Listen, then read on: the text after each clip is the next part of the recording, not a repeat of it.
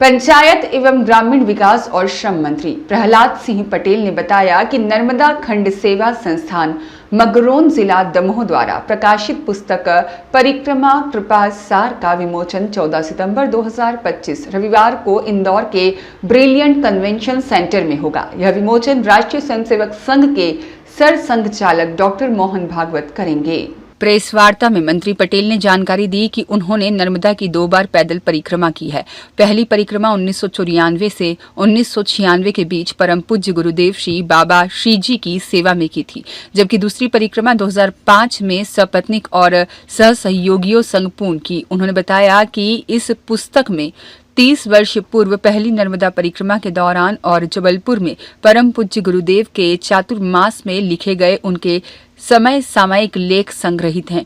पटेल ने कहा कि 30 वर्षों तक उन्होंने पुस्तक को छपने नहीं दिया, अब यह समाज के साथ साझा की जा रही है। कार्यक्रम में संत महात्माओं और विभिन्न क्षेत्रों से जुड़ी हस्तियों की उपस्थिति भी रहेगी। Electronic media, print media, photo journalist सबका मैं नर्मदा खंड सेवा संस्थान की तरफ से आप सबका हृदय से स्वागत करता हूं, अभिनंदन करता हूं। 14 तारीख को मेरी पुस्तक परिक्रमा कृपा सार, जो मैंने 30 वर्ष पहले जो मेरी पहली परिक्रमा थी उसके दौरान और उसके चतुर्मास के दौरान जो मैंने लिखा था, उस संग्रहण को पुस्तक का रूप 30 साल बाद मिला है। और मेरा सौभाग्य ये है, मां नर्मदा की कृपा है कि उसका विमोचन इंदौर में 14 सितंबर को परम पूज्य सरसंघ चालक जी करेंगे। ये पूरी तरह से मैं राजनीतिक कार्यकर्ता हूं, सरकार में मंत्री हूं, लेकिन ये कार्यक्रम पूरी तरह से गैर राजनीतिक कार्यक्रम है, क्योंकि इस पुस्तक को मैंने 30 साल तक छपने नहीं दिया। जब मेरे मित्रों ने इस बात का फैसला किया, जब मैं 65 साल का होने वाला था, इसको छप जाने दें, और वो पुस्तक छपी और बाद में वो इस मुकाम तक पहुंची जिसकी मैं कल्पना नहीं कर सकता था। इंदौर का स्थान और तिथि मेरे द्वारा तय नहीं हुई, ये भी मां नर्मदा की कृपा है। जब मुझे पता चला कि 14 तारीख हिंदी दिवस है और मां अल्लाह की नगरी इंदौर में इसका विमोचन परम पूज्य सरसंघ चालक जी द्वारा होगा, तो जो मेरे जैसे व्यक्ति के लिए भी विश्वास करने योग्य समाचार नहीं था, लेकिन मैं भाग्यशाली मानता हूं। और पहली परिक्रमा के बाद जब मैंने दूसरी परिक्रमा अपनी धर्मपत्नी श्रीमती पुष्पलता पटेल और अपने सहयोगियों के साथ 2005 में की थी, उस समय तक तो मैं अपने गुरुदेव की इच्छा थी कि मैं सामने वाले तट पर किनारे से चलूं और सामने वीडियोग्राफी करूं।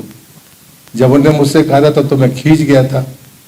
2005 की परिक्रमा में वो जितना कुछ भी हो सका, तो मैं भाग्यशाली हूं कि शायद धरती पर 72 घंटे की मैनुअल वीडियोग्राफी किसी के पास है तो वो हमारे संस्थान के पास है, मेरे पास है। उसके भी कुछ अंश हैं जो आपको समय में कभी देखने को मिलेंगे। उसके कुछ मैंने भी आधे के आसपास मैंने खुद ने वीडियोग्राफी की है। वो हैंडी वो होते थे जो छोटी कैसेट वाले होते थे। अभी इस कार्यक्रम के निमित्त मैंने भी उसके कुछ अंश देखे तो मैं खुद बहुत सकता। एक बात जरूर मैं बड़े दुख के साथ कहता हूँ, पहली परिक्रमा 30 साल पहले हुई थी। जो स्थान मैंने दर्शन किए थे आज वो नहीं है। शूलपाणेश्वर के मंदिर की ध्वजा और कलश का मैंने दर्शन किया था, लेकिन वो अब सरदार सरोवर की समाधि में है। झाड़ी के बहुत से स्थान जो सबसे महत्वपूर्ण मार्ग माने जाते हैं वो भी जलमग्न हुए। फिर 20 साल पहले जब हम परिक्रमा में निकले दूसरी बार, जो स्थान हमने देखे आज वो भी जलमग्न है। दारा जी का कुंड जहाँ पर शिव जी बनते थे वो भी अमरकंटक के उसमें समा गया। वहाँ पर काजल रानी का एक बहुत पवित्र स्थान था, वो विजुअल में कभी आपको देखने के लिए मिलेगा। संभवतः परसों शायद अगर वो डिस्प्ले होगा तो उस पर वंश होंगे। पर सात माता का स्थान था वो भी जलमग्न हुआ है। 24 अवतार को विस्थापित किया गया। मतलब उदाहरण के लिए मैं ऐसे अनेक स्थान बता सकता हूं जो तब के स्थान थे, जो 20 साल पहले थे लेकिन आज नहीं है, कुछ 30 साल पहले थे लेकिन आज नहीं है। तो परिक्रमा का जो मूल तत्व है, जो तपस्वियों के स्थान थे, उनकी जगह पर या तो आश्रम हो गए हैं बड़े, या मंदिर बन गए हैं। तो तब के स्थानों का लोगों को जानकारी भी नहीं है। आजकल तरीका भी बदला है, वाहनों से लोग परिक्रमा करते हैं, बड़े संख्या में परिक्रमा करते हैं। तो मुझे लगता है कि हम वो लोग हैं जहाँ पर माँ नर्मदा और परिक्रमावासी की सेवा और उसको सब कुछ मानने वाला जो संकल्प है, वो मेरे परिवार का और मेरे पथिक परिवार का, जो परम पूज्य श्री जी के पथिक है, उन सब का यही संकल्प है। और इसलिए मैं इस पुस्तक के बारे में सिर्फ इतना ही कहूँगा कि उस दौरान, तब मैं 35 साल का था, जो मैंने उस संदर्भ में लिखा होगा वो समाज के कुछ काम में आ सकेगा, ये विश्वास मैं जरूर प्रकट करता हूँ। तो माँ से यही प्रार्थना करता हूँ कि वो आने वाली नई पीढ़ी के लिए मार्गदर्शन का काम करे, क्योंकि जब मैंने लिखा था तब मेरी उम्र 35 साल थी। तो शायद उस वर्ग को कुछ दिशा देने का वो काम करेगी। दूसरा, मैंने पिछले वर्ष जब मैं राज्य सरकार में मंत्री बना था तो मुख्यमंत्री जी ने जलगंगा अभियान शुरू किया था। अगर नर्मदा परिक्रमावासी है तो उससे एक भी बार ऐसी गलती नहीं हो सकती जो नदी को, नर्मदा को, पर्यावरण को क्षति पहुंचाए। एक बार भिक्षा लेकर अगर आपको जीवन जीना है तो मैं इतना भरोसे के साथ कह सकता हूं कि 3 कमजोरियां मनुष्य की होती है: भय, लालच और अहंकार। तीनों परिक्रमा समाप्त कर देती है। अगर तीनों चीजें खत्म हो जाएंगी तो पर्यावरण की रक्षा ही होगी, नदी की रक्षा होगी, ये तय। नहीं, मुझे लगता है कि परिक्रमावासी के नाते उनसे मेरी बातचीत हुई है। कुछ जैसे जब उन्होंने मुझसे भी कहा था तो उनके सामने भी धर्म संकट रहते हैं, तो मुझे लगता है कि उन्होंने कहा कि मुझे पुस्तक चाहिए। मैं उनको पुस्तक खुद जाकर देने वाला हूँ। 6 नदियों पर मैं प्रत्यक्ष गया हूँ और 2 नदियों का जल उस नदी पर काम करने वाले उमरिया जिले के हमारे कार्यकर्ताओं ने मुझे अमरकंटक में लाकर दिया। ऐसा 108 नदियों का जल आज मेरे पास में है और मैं लेकर भी आया हूँ। तो फिर हमारे सभी मित्रों ने कहा कि कल 13 तारीख है, तो कल हम 108 नदियों के उस जल से लोक माता अहिल्याबाई की मूर्ति का अभिषेक करें। और दूसरी इच्छा संस्थान की यह है कि मेरे पास में देने के लिए बाकी कुछ नहीं है उपहार के तौर पर, तो मेरा ये परिश्रम है 2 वर्षों का, 108 नदियों के उद्गम का जल भी हम परम पूज्य सत्संग चालक जी को भेंट करें। उसका एक मॉडल मेरी बेटी ने बनाया, तो मैंने कहा आप लोगों को भी दिखाएंगे, कोई सुझाव होगा तो मेरे पास में कल का दिन है, परसों देंगे। पर मुझे लगा कि कुछ और देने की मेरी सामर्थ्य नहीं है, लेकिन 2 वर्षों में जो मैंने परिश्रम किया, जिस परिश्रम से जो मैंने कमाया, वो पूंजी मेरे पास 108 मध्य प्रदेश की नदियों के उद्गम का जल है। तो लोक माता का हम कल अभिषेक करेंगे 10 बजे और परसों 14 तारीख होगी, तो परम पूज्य सरसंघ चालक जी को एक परिक्रमावासी की यही भेंट होगी। आज के दिन में इतना ही आपसे आग्रह करता हूँ, आप सब उसमें आमंत्रित हैं कि इस पुस्तक के विमोचन कार्यक्रम में आप पधारें। बस इतना ही मुझे कहना है। कुछ अगर आप पूछते हैं तो मैं जरूर जवाब दूंगा। नर्मदे हर कि आखिर मैं क्या योगदान दे सकता हूँ। मैं भारत सरकार में जल शक्ति राज्य मंत्री रहा हूँ, तो ये तो मुझे मालूम था कि मध्य प्रदेश नदियों का मायका है, लेकिन उद्गम की स्थिति क्या है। आज हम जो नर्मदा को मैं बचपन से देखता हूँ, जब मैं बचपन में जिस नर्मदा को देखता था वो आज नहीं है। तो मैंने ये सोचा कि अगर छोटी नदियां 12मासी होंगी तो नर्मदा जैसी नदी का अस्तित्व बचेगा। तो क्यों ना एक बार उद्गम पर जाके देखें। मैं बेतवा के उद्गम पर केंद्रीय मंत्री होने के नाते गया था और मेरी पहली उद्गम यात्रा, मैंने उसका नाम दिया था उद्गम मानस यात्रा। तब कल्पना मुझे नहीं थी कि मैं 100 पार कर जाऊंगा। मैंने कहा चलिए कोशिश करते। तो पहले साल पिछले वर्ष मैंने 30 दिन में 32 नदियों के उद्गम पर गया था। इसमें 7 तो जाना पाव की ही थी, तो एक साथ आप गिनती जोड़ लीजिए तो 32 हो गई वो।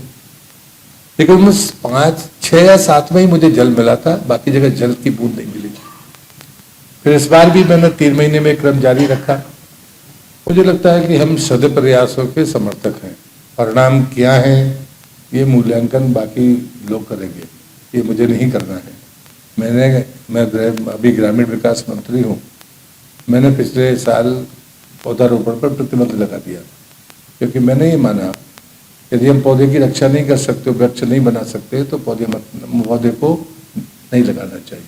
गर्मी में जल नहीं दे सकते, तो अगर हम पौधे को वृक्ष बना सकते हैं तो हमें कोशिश करनी चाहिए। जब गांव का कोई व्यक्ति पौधा लगाता है और जिंदा बचा लेता है तो हमको भी उसका संकल्प लेना चाहिए। लेकिन मैं कमजोरी ढूंढना का पक्षधर नहीं। मैं आपका उत्तर मुझे लगता है मैंने कहा, मुझे आप समझ रहे हैं। मेरे विभाग में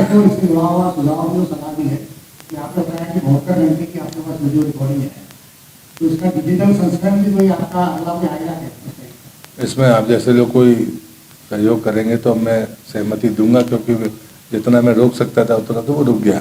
अभी मैंने देखा तो क्लिपिंग देख के मैं ही थोड़ा रोमांचित था। तो कुछ मित्रों ने कहा है तो ये आप लोग ही कर पाएंगे, मेरी तरफ से तो मैं कोई प्रयास नहीं करने वाला हूँ। 30 साल नहीं किया, अभी भी नहीं करने वाला हूँ। रहा सवाल परिक्रमा का, तो अभी हमने आश्रय स्थल की कल्पना की।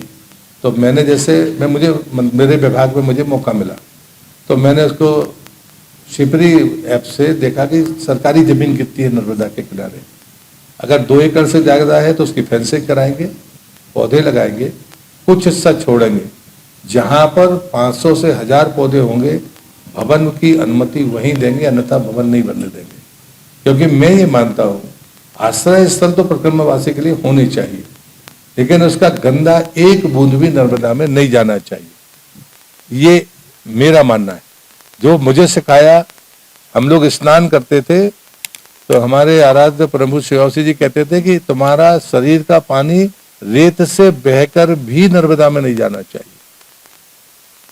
तो जब इतनी निष्ठा है, और अगर हम आए हैं डोलडाल से तो हम सीधे नर्मदा से जल नहीं ले सकते।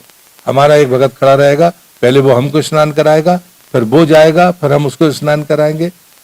अगर परिक्रमा के बारे में हमें सोचना है तो ये बड़ी ईमानदारी है। तो मुझे लगता है कि पर्यावरणीय रक्षा ही उसका संदेश है। स्वच्छता, बाकी जागरण। परिक्रमा सिर्फ स्वांताय सुखाय भर के लिए नहीं होती। परिक्रमा हमको 1 घंटा लगता था, जहां हम आसन लगाते, पूरा साफ करो, फिर लीपो, और जाते समय भी सफाई करो, बची हुई लकड़ियां जमाओ। और वो कहते थे कि तुम कौन से नंबर के परिक्रमावासी हो, तुम्हारे पीछे भी कोई आ रहा है तो उसको सिर्फ जल छिड़कने की जरूरत पड़े, तुमने 1 घंटे सफाई की है। तो वो घाट साफ करवाते थे, जहां रुकते थे वो भी साफ कराते थे।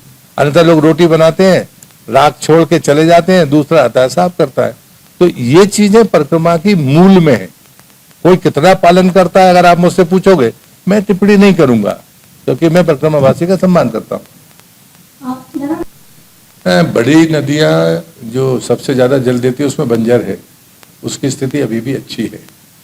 दूसरा, हम नीचे जाते हैं तो जबलपुर के पास में हिरन एक तरफ है, सनेर एक तरफ है, दोनों पहाड़ी नदियां हैं।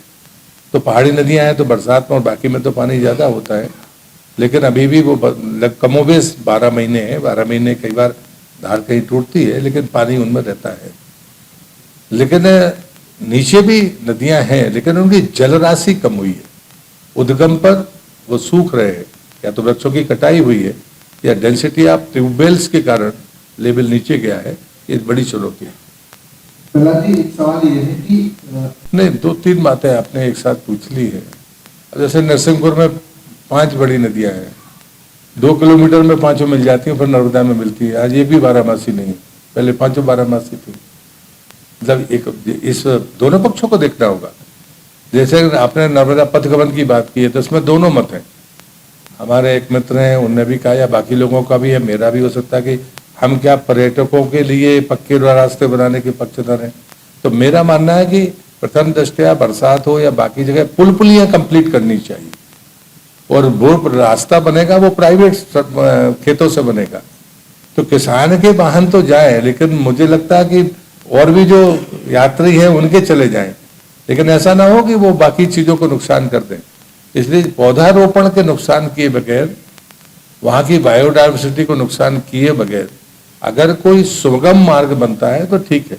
मैंने दोनों परिक्रमा तट से की है, यानी हमने किनारा नहीं छोड़ा, गांव में ऊपर गए नहीं, गुरुदेव के साथ थे तब भी, हम स्वयं भी चले तब भी, उसका आनंद अलग है। लेकिन अब बीच में लोग खेत की बाड़ी लगा देते हैं, कांटे लगा देते हैं, ये चुनौतियां हैं।